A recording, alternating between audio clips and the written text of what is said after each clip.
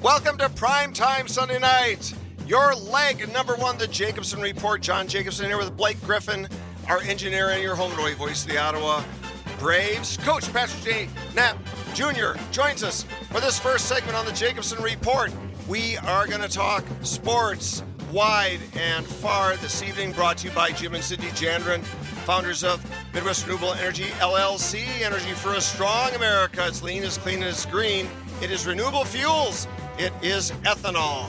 Keeping our money out of Mideast terror states begging for oil, making sure our ag families have additional revenue vectors for their corn, and also making sure that Americans control and own our food supply, not concentrated in the hands of corporatists.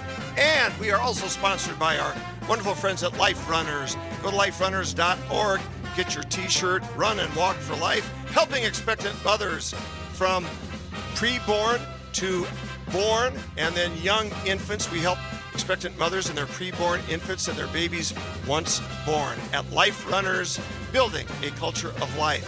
Do we have a great show for you tonight? Let's bring in Blake and Coach and let her roll.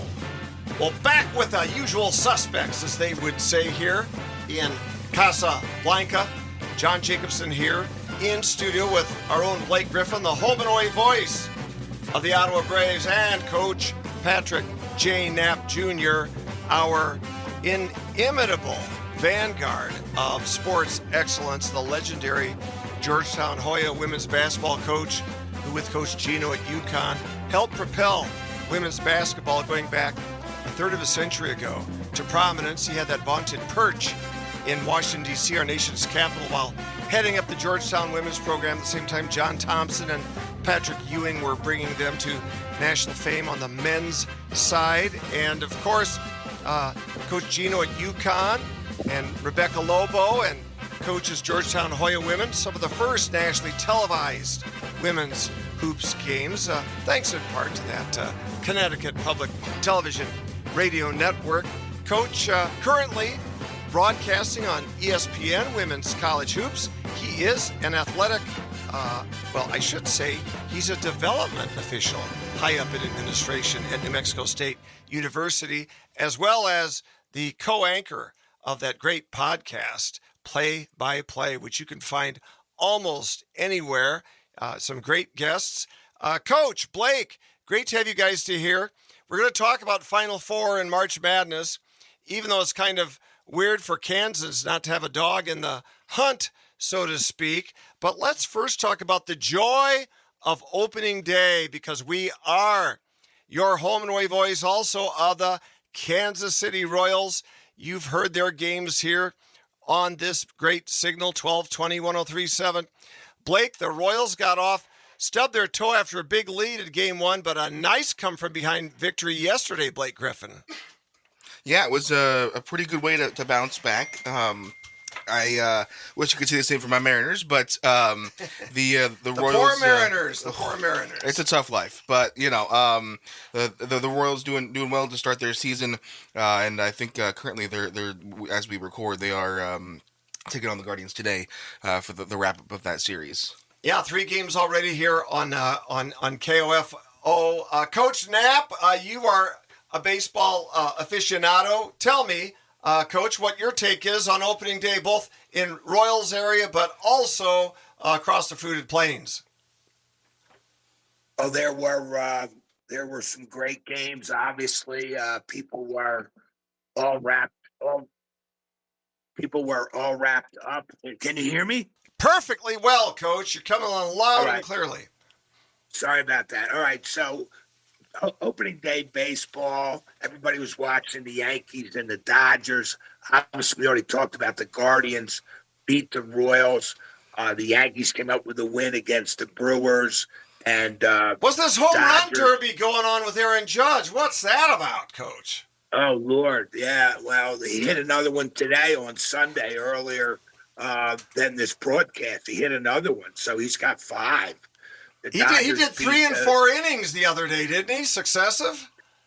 They hit 3 home runs on 3 pitches on Saturday. The Yankees did. Oh man! So anyway, we move into the next day, which was Saturday, and obviously the Royals won that game. Miguel Garcia hit a home run to tie the score, was huge. 400-foot drive, and saw that on tape. That looked good. The Royals are 1-1 as they play the Guardians today. Indeed. Coach, the lovely and gracious Deborah and I did our once a month dining out last evening, and UFL was on as we were dining somewhat early, and saw Bob Stoops on the sideline. Looks like he still likes to coach. Coach Knapp, could you see Bobby Stoops coming back and picking up a D1 job? I'm just teasing that generically, but I have a hunch we could see some action there. What say you? How about that? Well, I think these guys, when they go pro and they learn how to put together their rosters, and there's a decent off-season period of time to regenerate the batteries. I don't think college is in their blood anymore. I think the NCAA has scheduling issues anywhere from the portal to NIL to scheduling to too long a season to practice time and not enough time off. I would say no on that. Yeah, Coach, another thing I'd like to just get your a take on, obviously. We've got some fascinating things going on with respect to NCAA and the whole portal system, and is it broke with NIL and with portal? Before we go specifically to Final Four picks, and I bring Blake in, and both the men's and the women's side, Coach, with such a great expertise in the women's game. Coach, you've had a lot of championship teams. You were coaching under the prior paradigm where there was not essentially mercenary free agency every year for every college athlete. My goodness, Blake, we see this transfer portal going on at the NAIA level, do we not? I can't believe the traffic that's going on in the off seasons, even at Ottawa with respect to the athletics. Talk about that, Blake. Yeah, I mean, we've seen a trickle-down effect for sure. Obviously, we don't get the whole brunt of it, but now even with the latest ruling by the courts that says that if you didn't play junior or Division I NCAA basketball or any sport, you get an extra year. So now NAIA guys and girls down here playing their sports have an extra year at the Division I level. So we've seen that kind of grow this year as well. Didn't have that before. So with the portal, you get a lot of players moving and shaking. So you've set this up for us, Coach. Tons of KU fans listening in on this broadcast. Bill Self has heretofore been erstwhile an incredibly successful coach, but this whole NIL portal thing, he had trouble putting together his roster to be a traditionally competitive NCAA Kansas U team. Coach, has the game passed by some of these veteran coaches? Although on the other hand, you see Tom Izzo's that seem to be flourishing. Based on your background and experience as a major D1 coach, what does Bill Self need to do? Can he do it? Going forward, we got so many Jayhawk fans here scratching their heads, hoping, but a little disappointed. Well, I don't think anything's passed Bill Self by personally. I believe that if he's not experienced enough to build a roster under the current paradigm, he needs to hire a general manager, which a lot of programs have done. But he better get going, because just the other day, Flory Bedinga, their backup center, hit the transfer portal. Now, he only averaged 5.9 points and 5.4 rebounds a game. But this kid is dynamic. He's athletic. He averaged, I think he only played 16 minutes a game. He'll play double that next year if he stays. He'll be one of the best players in the Big 12. I don't know whether it's money or what, but they need Flory Bedinga back. So roster management is critical for Kansas right now.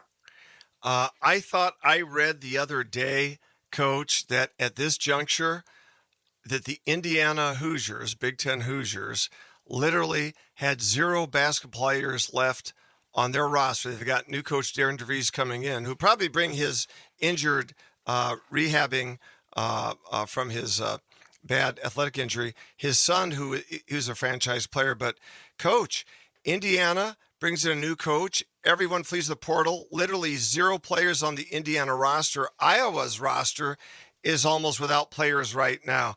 What kind of world are we in? How does a coach deal with this? Well, they have to have a staff throughout the year that manages the roster, and that's where this general manager comes in. You have to then take the temperature of the players that you have on the team itself to see who you think will be back, who you want back, and who will leave. And that's where the problem is, because that constantly changes. This has to go. So to answer your question directly, what you do right now, you've got every staff member in the world on your staff, on the portal, calling players, making offers, taking visits, bringing players in. It's total mayhem. We have to get to a point, both in basketball and in football, where where they collectively bargain for the players, for what their salaries and benefits are, and then we have to sign them to contracts. And that's it. I mean, you can't have this chaos going on each and every year. Maybe you can, and we'll get used to it. I'm not used to it. You know, Blake Griffin, I think coach has given us the 1-2 punch to solve this. Collective bargaining and multi-year contracts. That would go a long way. That would be a lot of salve in the wounds, wouldn't you say, Blake? Yeah, I think contracts it seems like the logical way to go. It's the way the professional ranks do it. Essentially, you're becoming a professional organization with the NCAA. J.J. Watt tweeted out a couple of days or last week or something saying that the NCAA has to start treating this like a business. They're still trying to say that they're trying to put students first, that's just, at the end of the day, that's not the case. So to protect your own product, some big changes have to be made. Final thought here before we go into our March Madness examination. Neon Deion, coach, he signs a $60 million contract to stay at Colorado, $10 million plus a year. Is he worth it? His son won't be on the team, obviously. He's timed out now and moving on to greener pastures. Is it worth $10 million a year to retain Sanders at Colorado, at the Buffaloes, coach? Well, I've always been in Deion's corner as a person who has developed talent. I believe he has great structure as well as culture.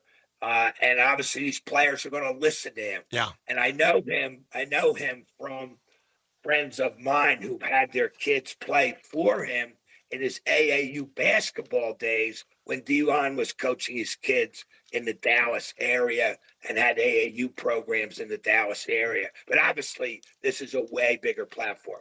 I think that's the going rate. I think that they needed to step up or he was going to leave. Everybody needs to continue to watch how he recruits. I hear he doesn't recruit high school kids at all. I hear he's total 100% portal. And we just got to see who he brings in to take the place of Shedeur Sanders and Travis Hunter, which is a big ask. Fascinating, Coach. Here with Coach Patrick J. Knapp Jr., the Georgetown legend. John Jacobson at the mic with Blake Griffin, writing here along with his engineering duties. Blake, real quickly, before we go into March Madness here, recap the Ottawa men and women. The softball team wins another doubleheader yesterday, and the men are in the top 20. How great is it to be here in Ottawa during the season of our national pastime?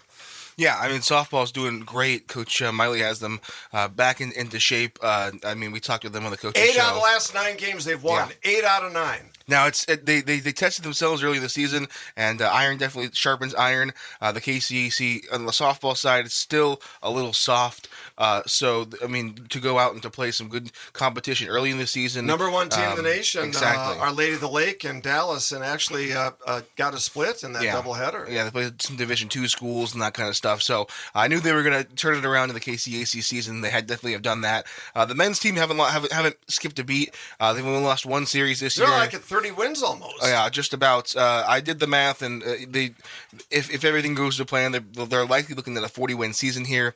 Again, that might not be enough to win the conference, as Oklahoma Wesleyan is just as good. But some interesting series down the stretch. I wouldn't like to say that we have an easier schedule going down the stretch, but Oklahoma Wesleyan has to play 3 of the top 4 teams, including us, over the last 4 weeks. If they get through that gauntlet and we get down to Bartlesville at the end of the season and we're tied, that's going to be a heck of a series. Still an at-large possibility in the tournament, even if they took second in the conference to Oklahoma Wesleyan, you say? I would almost guarantee it.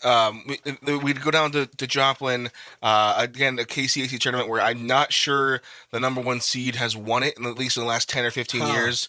So it's just very hard, and everybody's kind of neutral at that point. Especially being in Joplin this year, it's going to be an interesting thing to see how people travel down there. It's going to be an interesting one. I would almost guarantee if they get to 40 wins this year, we end up going somewhere. Keep listening to Blake Griffin. He's your play-by-play guy on these great baseball calls here, as well as we've got softball on this mighty blowtorch, KOFO. March Madness. Let's go to the Wizard. Coach Knapp. Coach is a legend in the women's ranks. Coach, let's go to the women's bracket first. Who do you see here? We are, at the end of this day here, we're looking at 2 Final Fours, essentially. Talk to me. Well, yesterday on Saturday, we had Texas beat Tennessee. A pretty close game until the last 2 minutes. Tennessee could not get a good shot off at all. Texas won 67-59. USC beat Kansas State without Juju Watkins. You had TCU. We had a lot of people here, Coach, Dame. watching that closely, all of our K-State fans, and what a terrible injury to Juju Watkins. But, Coach, were you surprised that they prevailed without her in the game? I was. I thought emotion would carry them pretty far, and it basically did. Surrender Sundell had 22 points for K-State. So the high score for K-State was kind of shut down. But USC has 4 other very capable scorers on that team, and they obviously need to step up because their next game is against Geno and UConn, who blew out Oklahoma. And I thought Oklahoma getting 14 points would cover that. Wow. They did not. Paige Wow. Becker scored 40.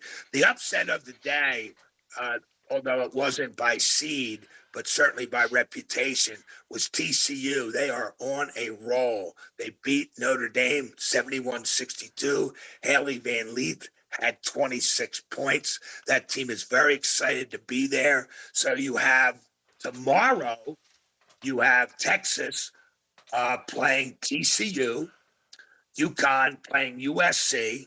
The winners of those games go to the Final Four. And today, who will they play? Well, they play. One of them's going to play. Who just played South Carolina. South Carolina beat Duke to go to the Final Four, and the other game starts very shortly. UCLA, LSU. LSU is a live dog here. A lot of people on LSU. I believe UCLA will prevail. I have UConn. I have UCLA.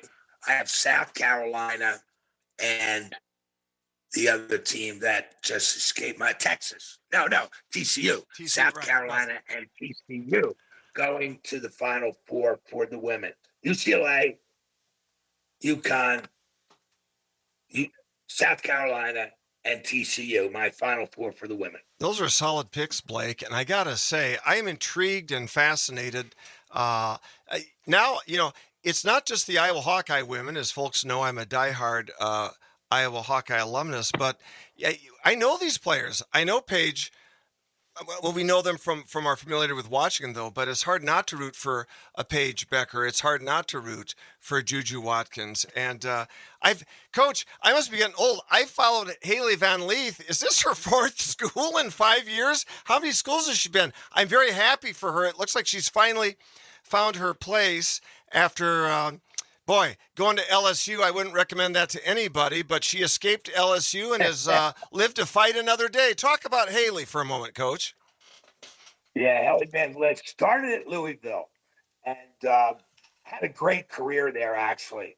But damn, moved on to LSU because she thought, obviously, it would be greener pastures and join a very talented team led by Coach Kim Mulkey. But the word was at the end of that year, it wasn't a fit. It wasn't a good fit, and LSU did not get to the Final Four. And that was a And drama. then- That was a drama-filled team that had a lot of issues. So I can see why she made an exit there. Yeah, led by Angel Reese as a controversial player herself. Yeah.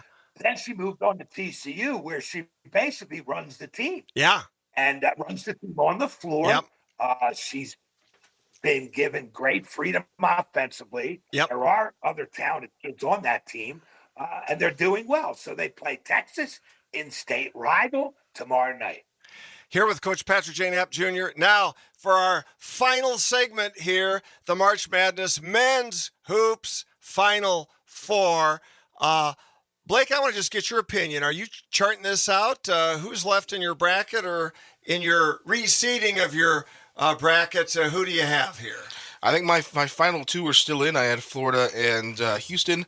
Florida took a very, very tough Texas Tech team to the limit yesterday. I've got a Texas Tech fan from Amarillo. It is one of my best friends. He was not happy with the finish there, but he was more surprised that Texas Tech was even in that game. They had a phenomenal comeback over Arkansas, but I mean, again, Florida the SEC has just been a little tough to get over. Yeah, indeed. Coach, give us your wizardry here on this final great epic matchup that we do every spring here in the fruited plain of these great United States. Well, Florida beat Texas Tech, as Blake alluded to, but they were down 9 with like 3 minutes to go. Wow. And basically, when you tell your team to guard somebody, there's guarding someone, and then there's being completely in their face. Yeah. And all Tech did was guard them. And Florida made 3 threes in a row. Wow. That brought them back immediately. Wow. Texas Tech had 2 one-on-ones that they missed in the last minute and a half. Man. In a wide open 3 with like 4 seconds left. So they had their chance. They sure did. But Florida showed they were explosive. I thought Alabama would give Duke a game. They did not. Duke was superior on defense, and they made Alabama's defense look terrible. Wow. If you want to just watch one replay of Con Nipple driving to the basket and lobbing to their 7-foot center, Malawach, you'll probably see that 10 times. Wow. That was the game. Wow. Alabama could not guard the pick and roll down the middle of the floor. So you have Duke in one region, Florida in the other region, and the games today, it looks like Houston is mauling Tennessee. So you got to say Houston will be playing Duke on one side of the bracket. The other side of the bracket will be Florida, and we await the Auburn-Michigan State winner. I have Auburn in that game. Yeah, my heart's with Tom Izzo, but Auburn's going to be very, very tough. Coach, it seems to me that there are no teams west of the Mississippi and pretty much no northern teams in the Final Four here. Is it starting to look like the College World Series in Omaha, where the Omahans host it, but everybody's from that Sun Belt again, Coach? What say you? What's it going to take to get some West Coast or northern teams back into this? Well, a lot of people are already discussing the impact that the portal and NIL has had meaning that the power conferences with the money and the support are getting the players. Therefore, why wouldn't 14 teams be in there from the SEC? Why wouldn't there be 7 of them in the Sweet 16? I personally do not want to see Tennessee play Kentucky 4 times every year. I agree. Twice during the season, once in their tournament, and then somewhere in the NCAA tournament. We need the George Masons, the Butlers, Amen, the brother. Gonzagas, the Providences, Agreed. Whoever it might be. We need the underdog in the NCAA tournament. Yeah, we're bereft of any of that this year, Blake. It's been kind of, a downer that there's not been really any of the upset specials that we're so used to. Those underdogs winning, we're missing some of that madness aspect. Things have kind of gone according to Hoyle. Yeah, well, I mean, you look at the Florida Atlantic team that made the run a couple of years ago. Their team technically still in the tournament. If you look at their top 4 scorers, they're all in the tournament. Yeah. They all just went to bigger schools. That's a great point. You come to a point where these mid-major schools are essentially showcases for the top conferences. Yeah. And I don't know how many times you're going to be able to catch lightning in a bottle like that. It might help a little bit in like the trickle down. It might trickle down a touch for you to get one good year, but you get one good year and the money comes calling from a bigger school, and to repeat success, we're going to see how good these teams really are. And even at a coaching standpoint, like Drake's not going to be able to run it back again because they lost their head coach. So it's going to be interesting to see how these mid-majors adjust accordingly. Guys, Coach has a great podcast. By the way, Blake, that's a perfect take. Coach, how do we listen to this podcast? You're going to have Coach Gino on at some point, aren't you? When the season is over, we will. Right now, we have Hall of Fame coach, women's basketball coach, Joan Bombasini, who was legendary at Long Beach State and then at the University of Arizona.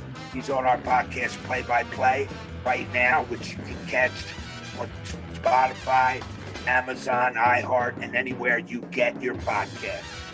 This is awesome, guys. Well, what a great opening entry into our 2 hours chock full of primetime Sunday night here on KOFO 1220 1037 and listen live on KOFO.com. This will be put up as a podcast very soon. And I want to thank our sponsors again, Jim and Cindy Jandren, both as founders of Midwest Renewable Energy, LLC.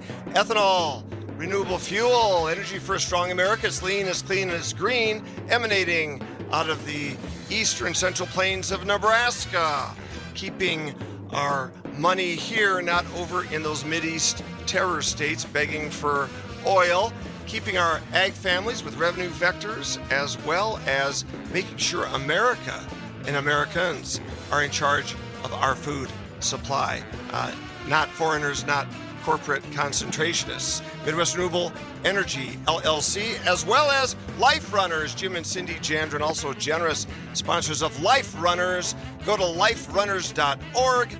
Get your t-shirt to walk and run for life like the lovely and gracious Miss Deborah, my bride of 37 years. These guys at Life Runners are building a culture of life. They are helping expectant mothers and babies in the womb, pre-born, and after they are born. Life Runners, go to liferunners.org. This is John Jacobson on a beautiful Sunday in Kansas on behalf of Coach Patrick J. Knapp Jr.